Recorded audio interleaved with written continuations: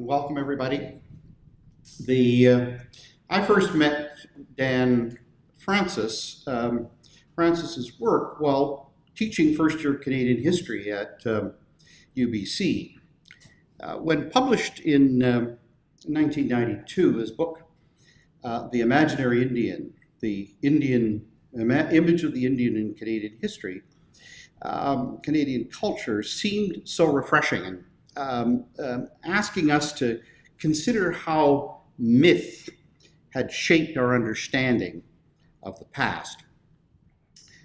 In Francis's words, myths are not lies, but they do reveal how we simplify and idealize the past in order to understand it. The Imaginary Indian was a revelation to my students because it was about the images of Indigenous peoples that white Canadians had manufactured and believed, creating stereotypes that exist through to today. Francis's desire to challenge some of the myths through which we have come to understand Canada's past led 5 years later to another book, which I think is my favorite of his works, called National Dreams, Myth, Memory, and Canadian History. It too tells stories about the myths through which Canadians, in this case mostly English Canadians, have historically defined themselves: the Mounties, the North, British Connection, CPR, the standard stuff.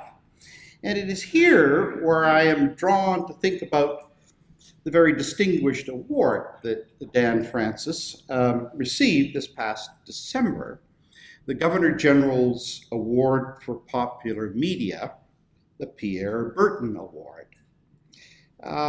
This is so because one of the most interesting chapters in National Dreams concerns the myth that it was the CPR that made Canada, an idea not original to Pierre Berton, but that Pierre Berton had embraced and written about in his best-selling book that you will undoubtedly remember, Towards the Last Spike.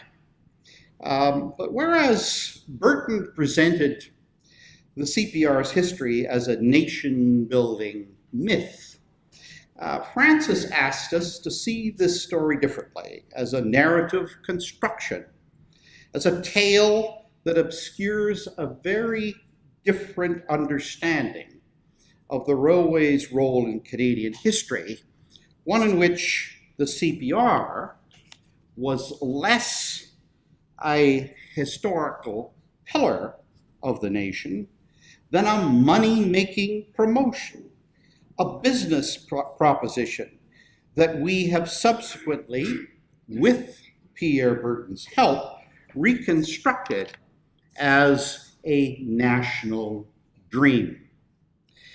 But if there is irony in the fact that as a Pierre Berton Award winner, Francis has told stories that interpret and challenge Pierre Berton, there is none in the fact that both Francis and Berton stand out as superb historical writers and storytellers. Born in Vancouver, Francis has been a writer throughout his career. After studying English at UBC and attaining a Master of Arts degree in Canadian Studies at Carleton University, he worked for periods as a freelance historical writer and researcher, was the editorial director of a bilingual magazine from Montreal called Horizon Canada, wrote a best-selling illustrated history of BC for young people called Far West, for many years contributed a regular books column to the literary quarterly Geist, and served as editorial director and principal writer of the online Encyclopedia of British Columbia. The author of 30 books, Francis has also long had an interest in the history of his native province, where he has lived for 30 years. Drawing from his most recent work, his talk is entitled Where Mountains Meet the Sea. Please join me in welcoming to the Vancouver Historical Society, Daniel Francis.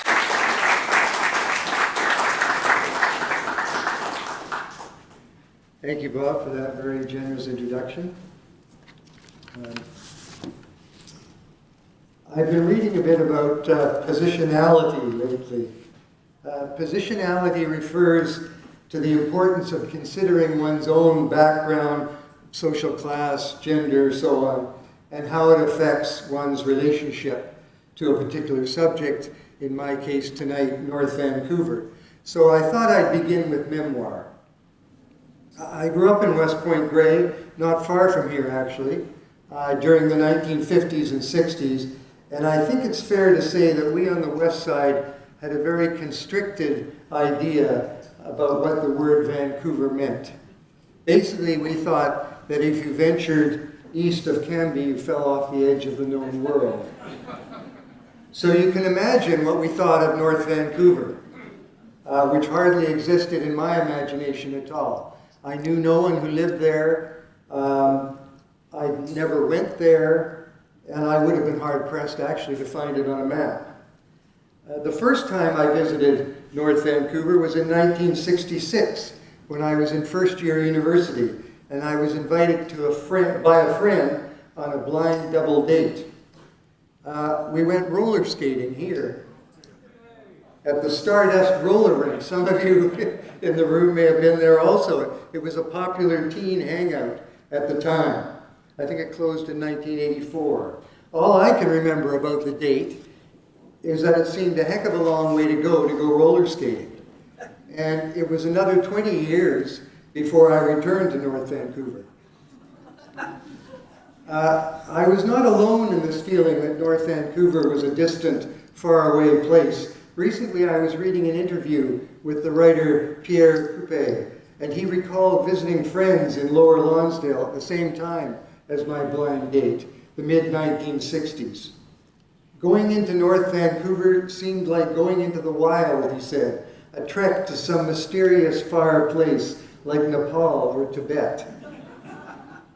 Now, admittedly, there's a fair bit of class prejudice involved in this attitude. North Vancouver was a working-class community, an economy based on shipyards and waterfront industries. Plus, it had a reputation for being a little rough around the edges, even a little frightening. When I was working on the book, the mayor of the district of North Vancouver, Richard Walton, told me he had grown up on Sentinel Hill in West Vancouver. He told me as a youngster, when his family used to drive across from West Vancouver to North Vancouver, his father always used to tell the children to roll up the windows and lock the doors. Then in 1987, I suddenly moved to North Vancouver with my family, and we've lived there ever since. And so began a long process of unlearning what I thought I knew about the community and filling in the gaps in my understanding. This process culminated in some ways with this book, which has brought me here to talk to you tonight. I should mention that the book was written to commemorate the Quasqui Centennial of the District of North Vancouver. That's the 125th anniversary. And it was commissioned by the North Vancouver Museum and Archives. All the images I'll be showing you tonight come from the book. Obviously, they represent only a small selection. So let's begin with the first non-Aboriginal settlement in Burrard Inlet, predating Vancouver by a few years, Moodyville. Before Moodyville, the only habitations on the inlet belonged to the First Nations people. Then in 1863, a pair of builders from New Westminster opened a sawmill on the waterfront near the mouth of Linn Creek. Loggers at the time were recognizing the value of the fine stands of timber on the North Shore, and the new mill, which originally was called Pioneer Mills, was established to process lumber from along the shore and up the watersheds. This was the first industrial plant on Burrard Inlet.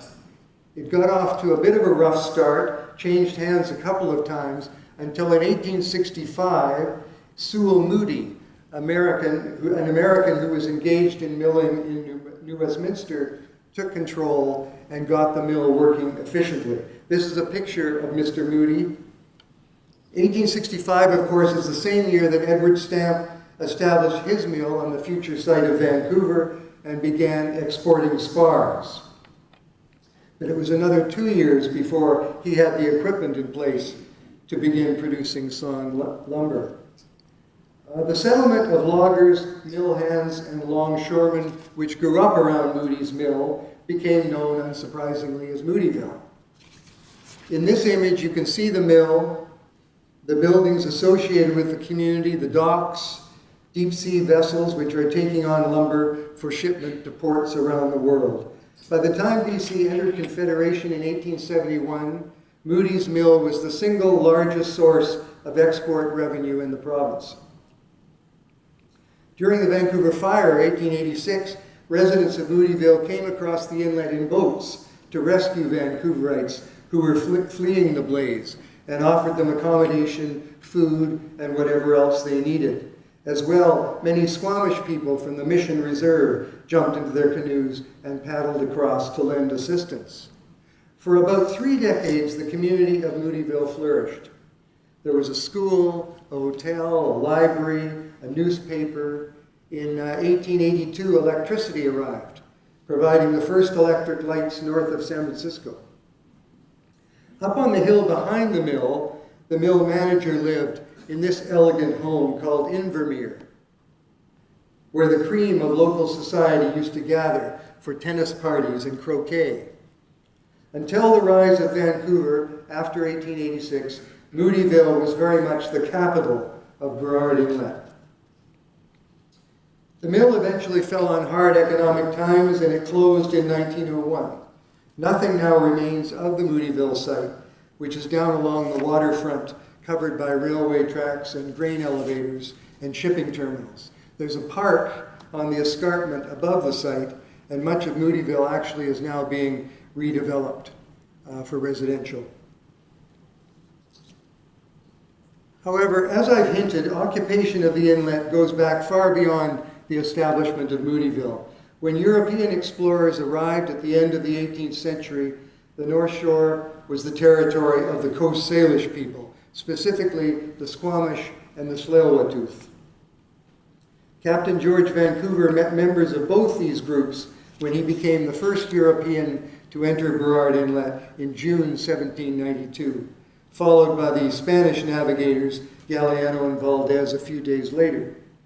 The Europeans were looking for a water passage through the continent, and when Burrard Inlet turned out to be a dead end, they continued on their way, leaving the First Nations, for the most part, undisturbed.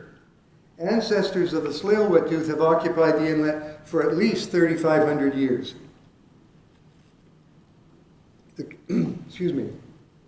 community of Belcara is an ancient village site, as is the present site of Kate's Park, out near Deep Cove.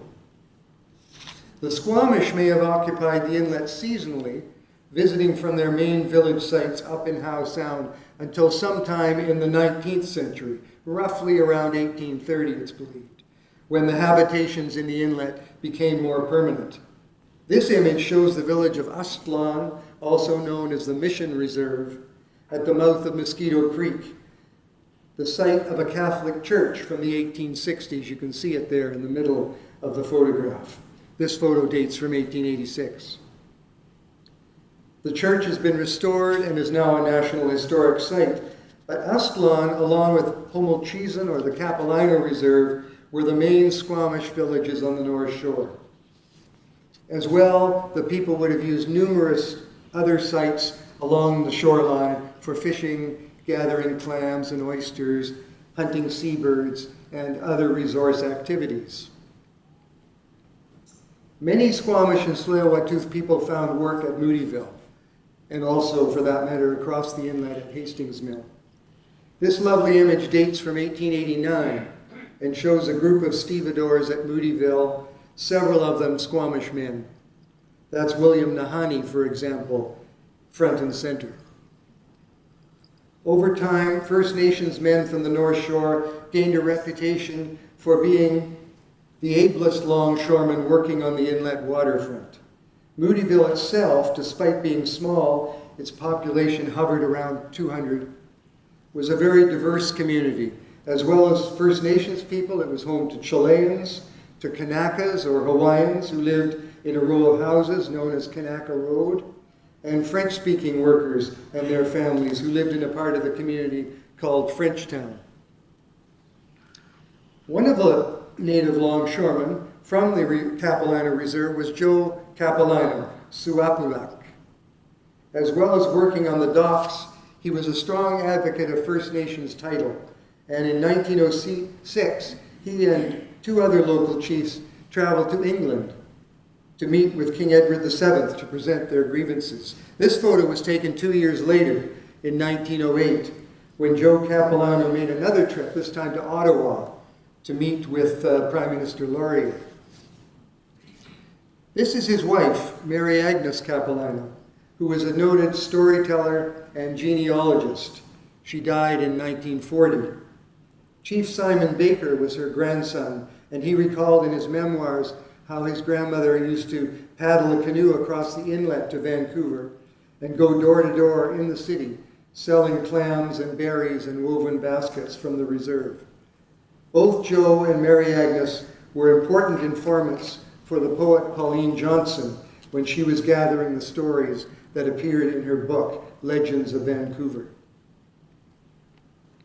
We've all become aware of the tragic history of the Indian residential schools in Canada, but I'm not sure how many of us are aware that there was a residential school in North Vancouver. This is a photograph of it, St. Paul's Indian Residential School, shortly after it opened in 1899.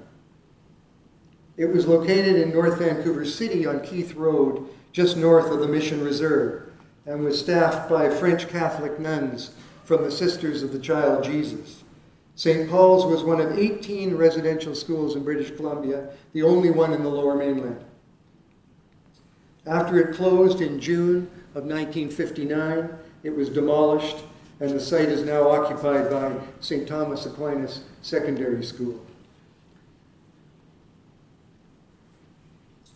Naturally, the waterfront was the first part of the North Shore to attract settlement and industry, and I'll talk more about that. But let's move inland for a moment, up the valley of Linn Creek to what is now the intersection of Mountain Highway and Linn Valley Road. This is the first non-Aboriginal settlement in the district of North Vancouver, Moodyville actually being in the city, and it used to go by the name of Shakedown. This drawing is by the Linn Valley pioneer Walter Draycott and shows the community at the end of the 19th century.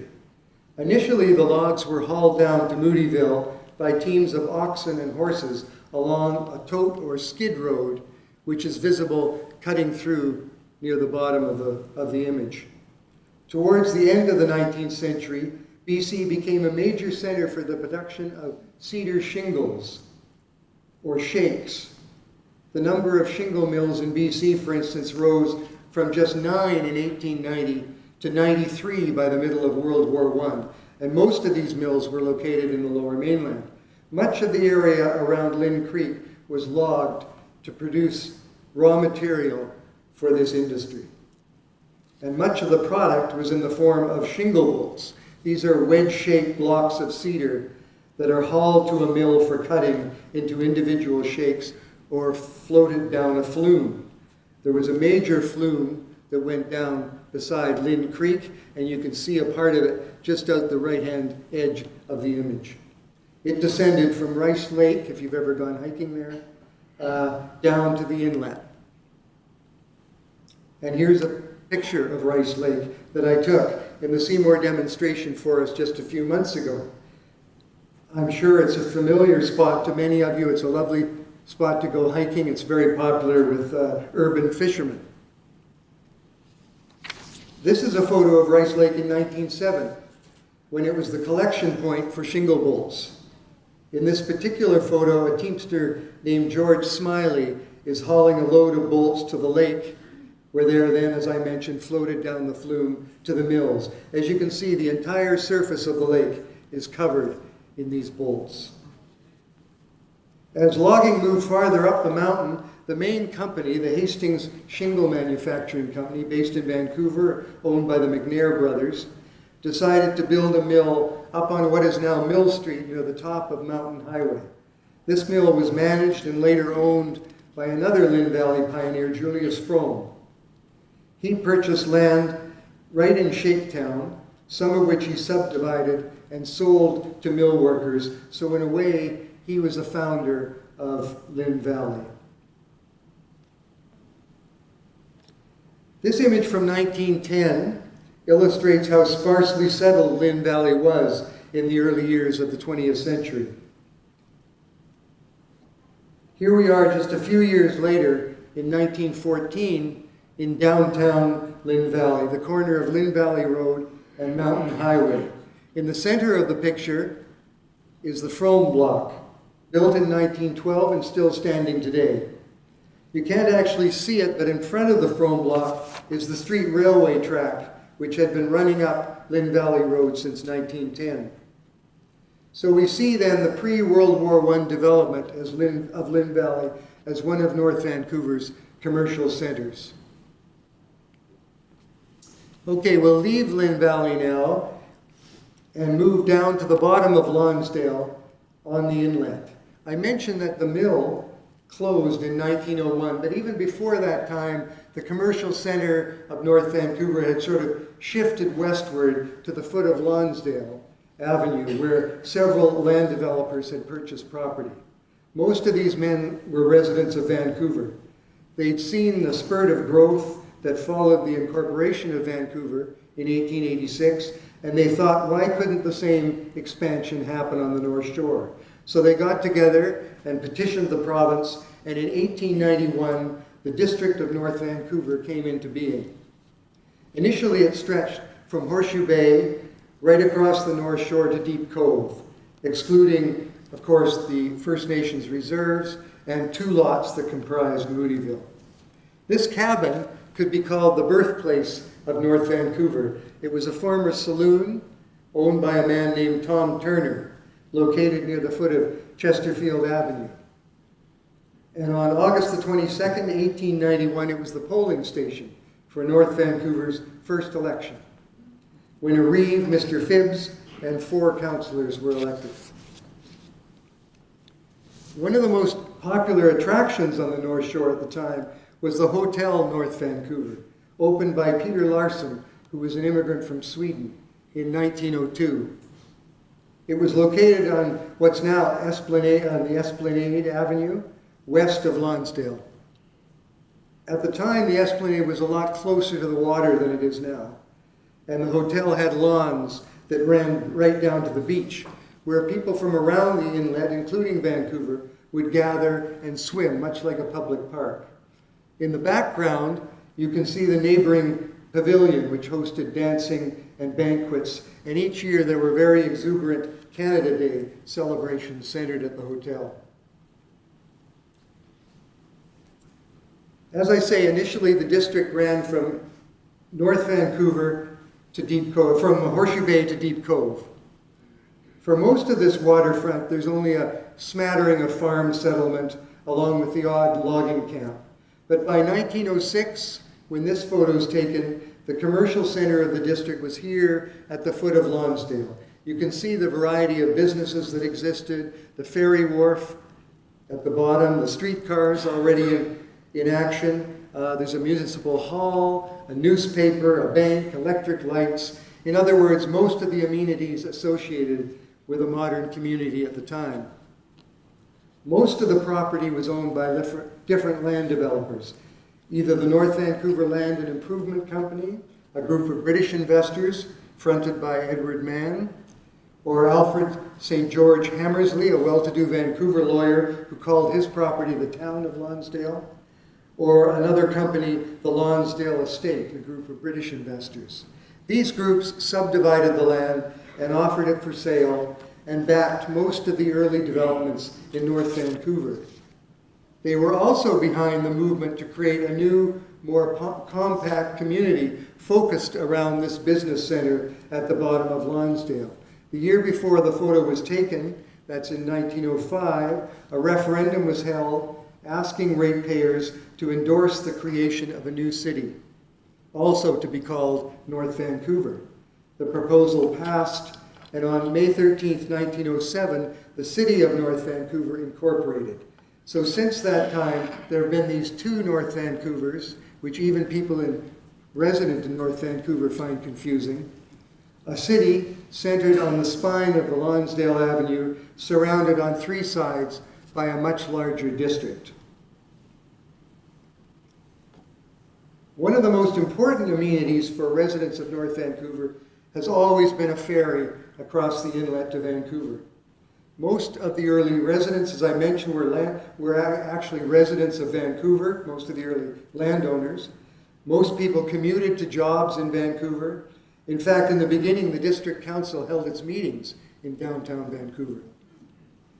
The first ferries were simple rowboats or sailing sloops until 1868, when the Seafoam, which was a small steam tug, began offering service between Moodyville and Granville. With the development of Lower Lonsdale, a wharf was built, and in 1900, the district government decided to take over what had been a privately run ferry service and launched a new ferry, the North Vancouver, shown here approaching the wharf at the foot of Lonsdale about 1901. The operation of the ferries is a very complicated history, but basically there was regular ferry service from Lonsdale across the inlet to downtown Vancouver continuously until August 30th, 1958, when the North Van ferry, by then a car ferry of course, made its final run and the system shut down. The other key element of the transportation system were the streetcars. In 1906, the BC Electric Company, the company that operated the streetcar system in Vancouver, of course, and Victoria, opened a line in North Vancouver on Lonsdale Avenue, initially as far up as 12th. Eventually, this line ran north as far as Windsor Road and was joined by two other routes, one that went east out to the Linn Valley area and the other that went west to terminate at Capilano Road, about where the Upper Levels Highway now crosses. All three lines converged at the ferry wharf at the bottom of Lonsdale, which is where this photo was taken in 1913. An important impact of the streetcars was to allow people to live further away from the Lonsdale corridor and still be able to access the waterfront and commute to Vancouver. In other words, they contributed to the spread of population across the district, which at this time, say the World War I period, had been pretty much focused on Linn Valley and Lower Lonsdale, with not much else in between. One of the earliest neighborhoods to develop beyond the two original areas was North Lonsdale, or Upper Lonsdale as it's called today. It happens to be where I live. It was originally known as Spar Hill for the fine stands of tall timber that were logged there.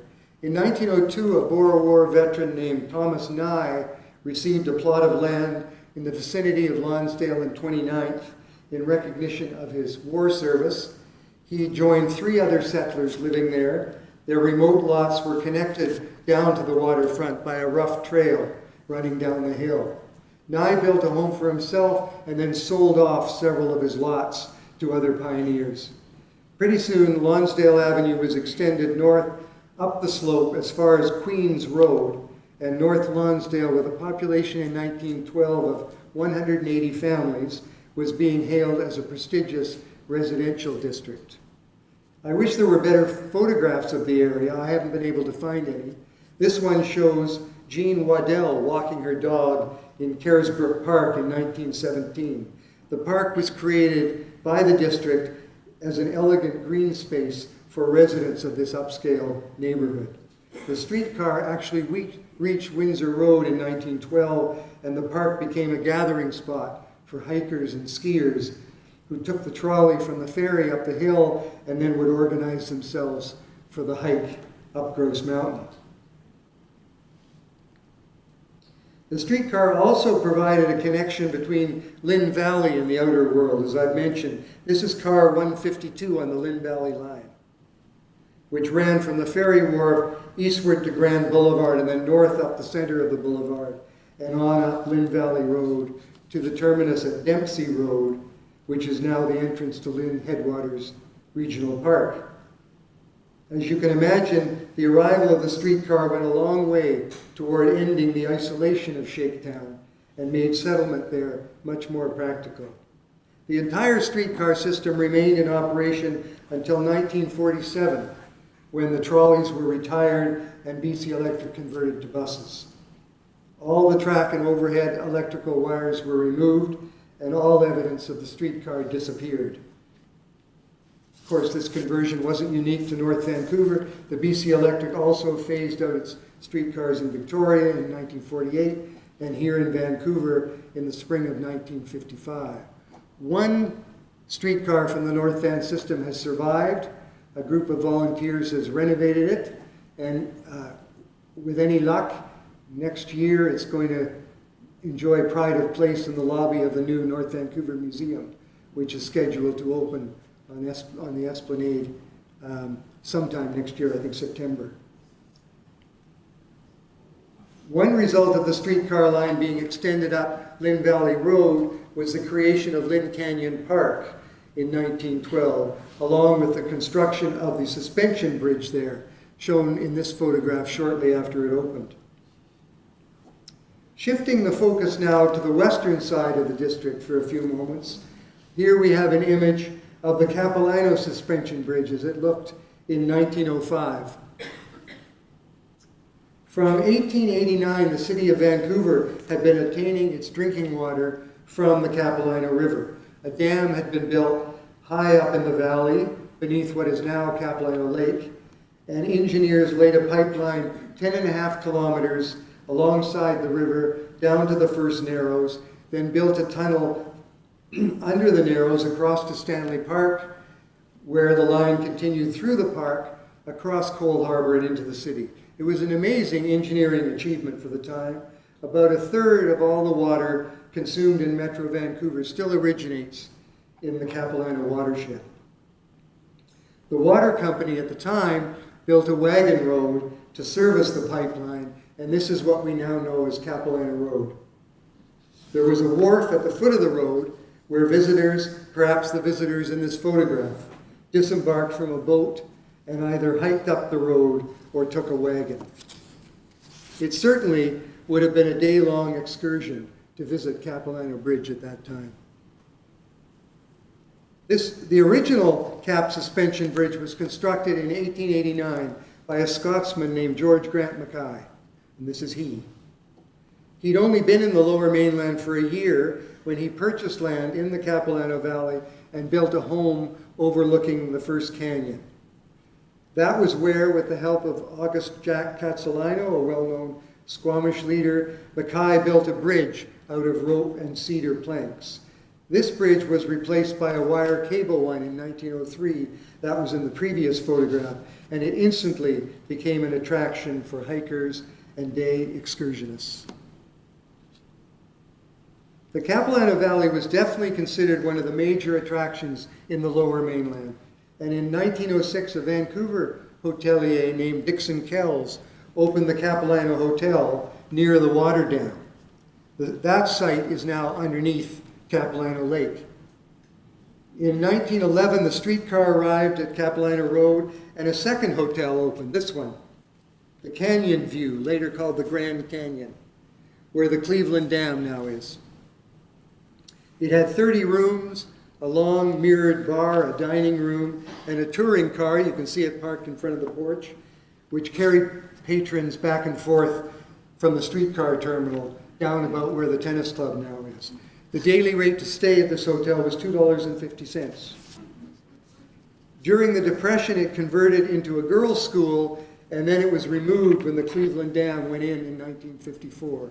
If you go to visit the Cleveland Dam, there's a park there, and if you're standing on the grassy area looking out at Capilano Lake, you're standing on the site of the hotel. Other popular destinations along the Capilano Road were tea rooms that catered to tourists wanting to get a good look at the canyon.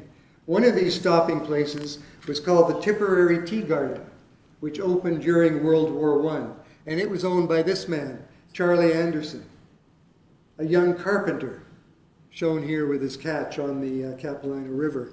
The Tipperary offered drinks and snacks, and there was an observation post where you could look down into the canyon and observe salmon in the fishing hole below.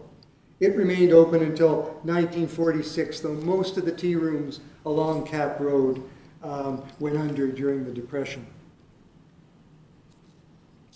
At the same time as the Capilano Valley was an attraction for hikers and outdoor enthusiasts, it also attracted the attention of loggers because the valley was blanketed in valuable stands of timber. Initially, the problem was how to get the wood to market. The steep-sided canyon was so obviously impassable to logs. So it was really the demand for cedar shingles that drove the early development of the industry here, just as it had on Linn Creek. And just as on Linn Creek, investors solved the question of how to get the wood to market by building a flume, shown here in this historic postcard. The longest logging flume in North America. Basically, it was a V-shaped trough that clung to the sides of the canyon walls, and when shingle bolts were deposited in it high up in the valley, they were carried by water and gravity 14 kilometers down to the inlet. As you can see in this image, there was a catwalk also built alongside the flume, and this was a great attraction for daredevils who used to actually ride the bolts down the flume, and for sightseers like these two gentlemen who could walk the flume to get scenic views of the canyon. Sometime in the 20s, the flume was demolished as a safety hazard, by which time it had been replaced with a logging railway constructed by the Capilano Logging Company. The company had a sawmill on the inlet at the foot of Pemberton Avenue and ran a railway 25.5 kilometers back into the valley. This photo shows the first log being hauled out of the woods by the new railway on March 19, 1918. This operation was at its peak during the 20s, when the company employed as many as 175 men. Many of these men lived with their families in Lower Capilano and commuted to work in the woods on the train. Logging had a devastating impact on the environment, as large parts of the valley were denuded of trees, leading to flooding, increased fire hazard, soil erosion, and deforestation. Eventually, it was recognized that the watershed had to be protected, and in the 1930s, logging was phased out. A crucial milestone in the development of the North Shore was the construction of the Lions Gate Bridge during the 1930s.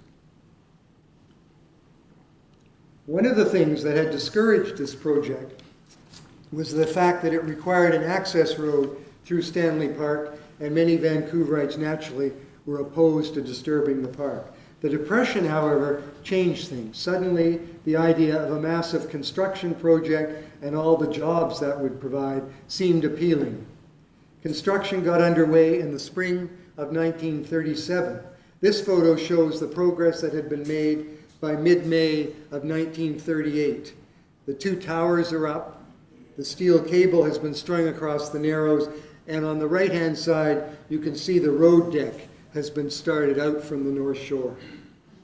The Lions Gate opened to auto traffic on November the 14th, 1938, as a toll bridge. It cost car and driver 25 cents to cross, each passenger an additional nickel. The impact of the Lions Gate Bridge on North Vancouver, as I say, was profound. Suddenly, the western side of the district was accessible to automobiles as never before, stimulating residential and commercial development, especially once the war ended.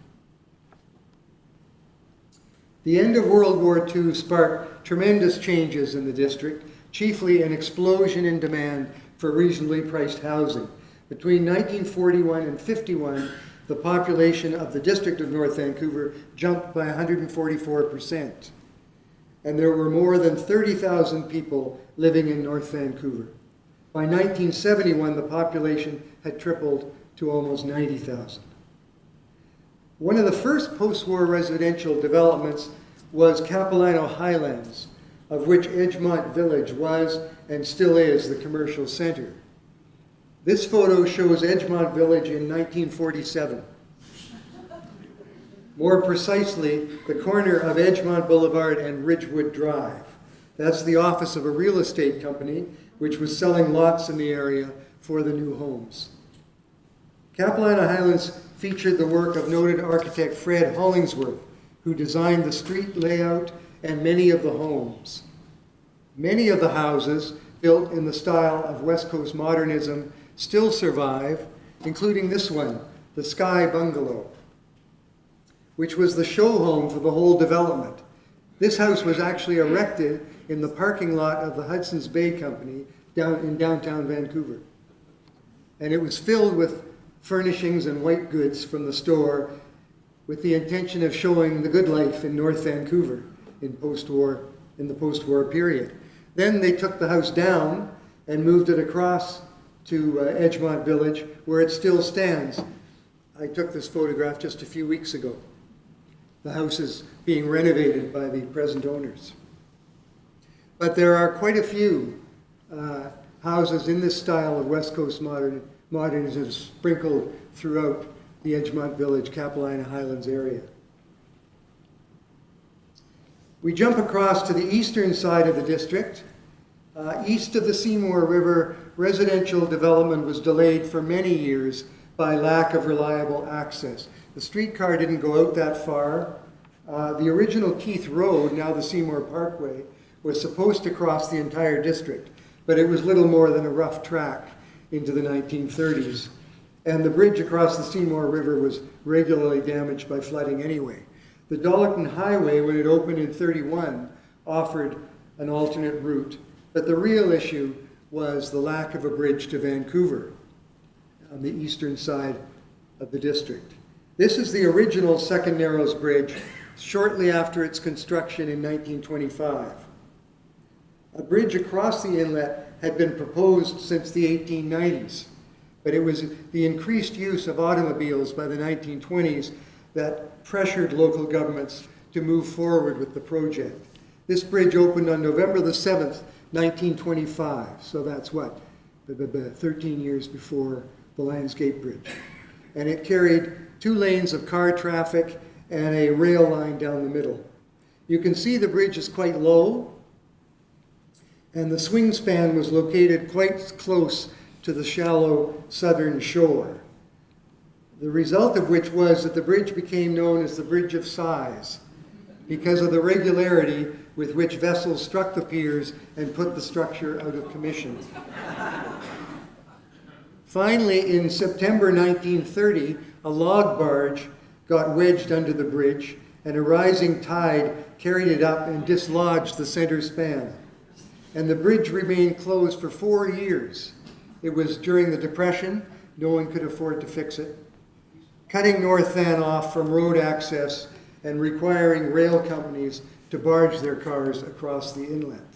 So because road access was such a hit or miss affair, settlement east of the Seymour was pretty sparse, again, until the post-war period. But let's move out to the extreme east end of the district, Indian Arm and Deep Cove. Between the wars, Deep Cove was essentially a summer cottage community with only a handful of permanent residents. There was a granite quarry on the north side of the cove, and a lumber company was taking logs down off Seymour Mountain. But the main industry in the area was this mill, opened by the Robert Dollar Company in 1917, just to the north of what is now Cates Park. This mill shipped lumber from the North Shore Mountains all around the world. Many of the mill hands and loggers lived in housing provided by the company, and the community became, unsurprisingly, known as Dollarton. These homes belonged to senior staff members. The community was still pretty isolated. Most of the people came and went by boat until the early 30s when, as I mentioned, the Dollarton Highway opened. The mill itself operated until 1942. Following the war, Deep Cove transitioned from a summer cottage community into a suburban neighborhood. Improved road access, including the completion of the new Second Narrows Bridge in 1960, allowed more people to settle there. And by 1961, the Cove had a population in excess of 400. Although it still likes to maintain its small town summer cottage community atmosphere. Another Indian Arm landmark is this lovely old building, the famous, even infamous, Wigwam Inn, located at the head of the Arm. This old postcard shows the inn during the 1920s, which was its heyday as a getaway for the rich and famous. Even though Indian Arm was pretty remote, by the end of the 19th century there was a scattering of settlement, and it was a popular spot with summer excursionists. By 1910, when the Wigwam Inn was built, there was a ferry service from Vancouver and even mail delivery by water. In fact, for many years, until it was discontinued in 1970, Indian Arm had the only floating post office in the British Commonwealth. Wigwam Inn was financed by a group of Vancouver investors, including the journalist turned ad man Benny Dickens and the mysterious German financier Alvo von Alvensleben. At one point, it had 32 rooms and a dining room that seated 100. It's changed ownership many times over the years, and today it belongs to the Royal Van Yacht Club, which uses it as an outstation for members. The Roch Point Kates Park area is associated with a different kind of residential development. This was an alternative form of accommodation for people who were less well-to-do and a bit more bohemian. The squatter's cabin down along the foreshore. Squatting was actually a common phenomenon all around Burrard Inlet and in False Creek, as well from the early days of Vancouver. People would build their own structures out of driftwood or scraps of lumber and live off the grid. No taxes to pay, but no utilities either. In North Van, there were two main squatting neighborhoods, the Roch Point area at Kates Park and Maplewood Flats. The community at Roch Point, sometimes known as Lazy Bay, began during the hard economic times of the 1930s and numbered about 90 shacks at its height. Lazy Bay was notable for being home to several writers and artists, most famously the British-born novelist Malcolm Lowry, who lived there from 1940 to 1954. Most of these dwellings were bulldozed or burned in the late 1950s, but one survived until just last year. The famous Blue Cabin, used by the artists Al Neal and Carol Itter. Neal, who died late last year, and Itter were evicted when the property was developed for housing. But the cabin has been rescued, refurbished, and there are plans to use it as an artist's residence. The second squatter community was more associated with the hippie counterculture of the 1960s and was located on the Maplewood Flats at the mouth of McCartney Creek. That's further west from this area, almost to the Second Narrows Bridge. These homes were burned by the district in the early 70s, ostensibly to clear the way for a shopping mall that never materialized. And today, the site is part of the Maplewood Conservation Area, where the shacks are memorialized by artist Ken Lum's installation, scale replicas of 3 shacks set down in the woods near the water. I took this photograph of one of the replicas a couple of years ago. I wanted to say a few words about the development of the North Shore waterfront. The first thing to recognize is that the waterfront today looks nothing like it did when Indigenous people had Burrard Inlet to themselves. I'm not going to get into it in too much detail tonight, but the book documents the rise of shipping facilities along the waterfront from the 1920s, when the North Shore gained its first rail access and the first grain elevator was built, into the 1960s and the opening of large bulk terminals like Vancouver Wharves with those iconic sulfur piles, and Neptune terminals near the old Moodyville site, All these port-related facilities occupy land that was recovered from the tidal mudflats that originally lined the north shore of the inlet. It's been estimated that 80% of the original shoreline of Burrard Inlet has been altered over the years by port-related activities. One of the major waterfront industries was sawmilling. Milling didn't end with the death of the Moodyville mill in 1901. There were several large sawmills in operation along the waterfront right into the 1980s. For example, this is the Lions Gate Lumber Company at the foot of Lloyd Avenue in about 1959.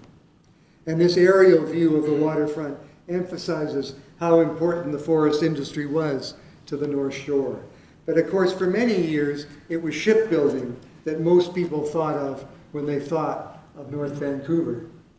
In 1906, the shipbuilder Andy Wallace transferred his operations from False Creek to a new shipyard near the foot of Lonsdale Avenue, just east of the ferry terminal. Wallace built all manner of vessels, fish boats, tugs, coastal steamers, and pretty soon he was the largest shipbuilder in Burrard Inlet. But it was World War I that transformed his company into one of the major industrial enterprises in the province. In 1916, the federal government commissioned Wallace Shipyards to produce 6 merchant vessels for the war effort, 5-masted wooden schooners that were known as Mabel Browns. This photo shows a crew at work on the hull of the second Mabel Brown. And here's a very nice photo of Betty Brown, daughter of the company owner, launching the Mabel Brown at the Wallace Shipyard in 1917. By the end of the war, Wallace had to open a second yard at the foot of Bewick Avenue, and the workforce had risen from 172 employees to more than 1,000. Once the war was over, naturally business fell off. The second shipyard was sold, for example, the workforce contracted. But Wallace Shipyard, which became Burrard Drydock in 1928, continued to produce some very notable vessels in the interwar period. One was the Princess Louise, part of the CPR's Princess line of elegant coastal steamers. At the time, 1921, it was the largest passenger vessel built in the province, 97 meters or 318 feet long. Another very famous product of the Wallace Yard was the St. Roch, shown here nearing completion in 1928. The St. Roch, of course, was built for the RCMP as an Arctic patrol vessel, became the first vessel to navigate the Northwest Passage from west to east, and then the first vessel to complete the passage in a single season. Now a National Historic Site, it's on permanent display right over here at the Vancouver Maritime Museum. Thanks to Burrard Drydock, during World War II, North Vancouver was able to make an outsized contribution to the war effort for a community of its size. Along with North Van Ship Repair, another North Shore yard, Burrard Drydock produced nearly half the vessels manufactured in Canada during the war. That's both military and cargo. Chief among them were the Victory ships, shown here, a class of large cargo vessels used to carry supplies from North America to Europe. Many of the shipyard workers were women, as this photo shows. In 1942, Burrard Drydock became the first shipyard in Canada to hire women in any number to work in the yards.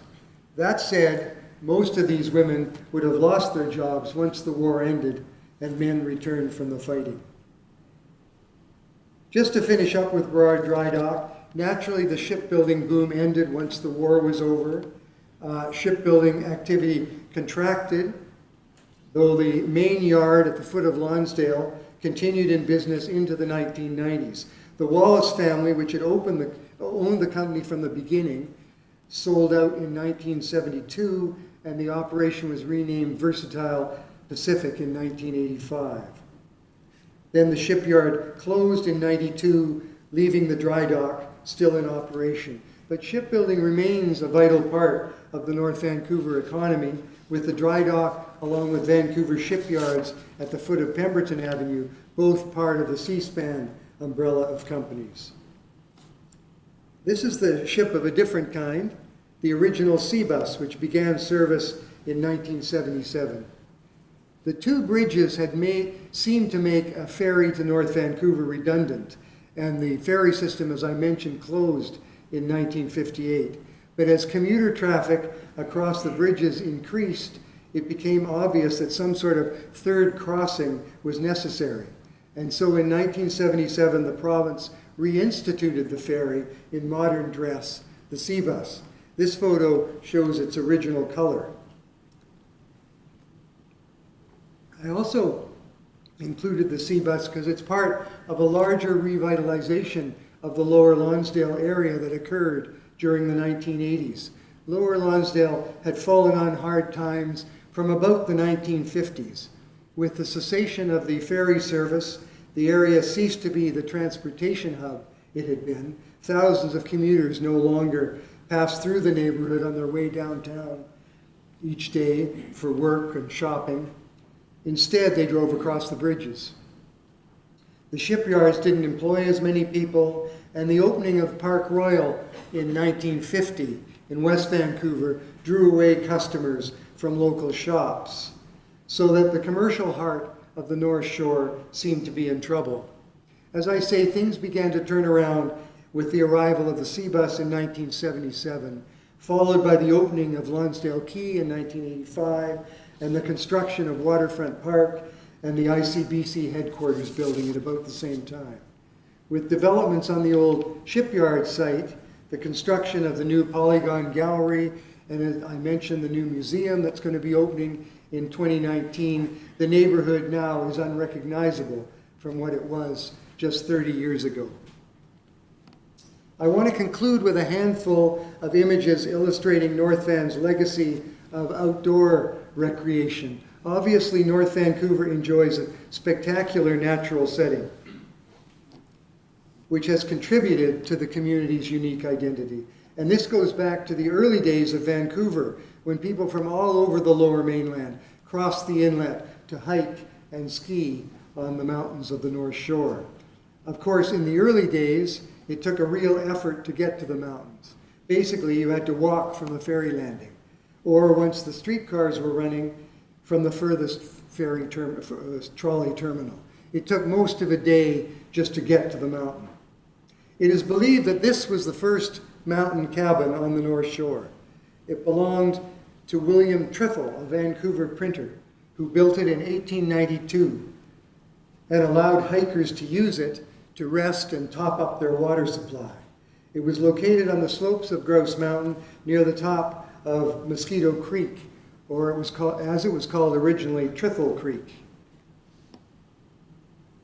Here are some hikers near the top of Grouse in 1906. This was a year before the formation of the Vancouver Mountaineering Club, which in 1909 became the BC Mountaineering Club, which of course is still in existence.